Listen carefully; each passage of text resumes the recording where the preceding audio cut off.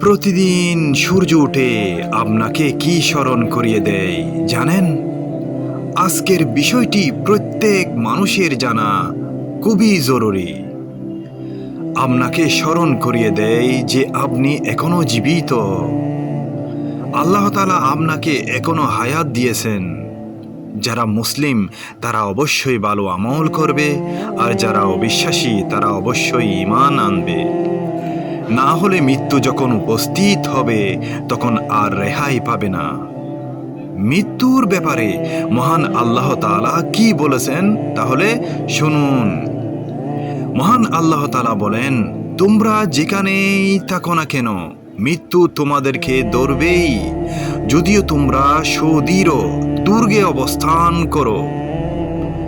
আমাদের প্রিয় নবীজি রাসূল সাল্লাল্লাহু আলাইহি ওয়াসাল্লাম বলেছেন, আসল বুদ্ধিমান সেই ব্যক্তি যে নিজের মৃত্যুর কথা স্মরণ করে এবং আখিরাতের জন্য প্রস্তুতি গ্রহণ করে।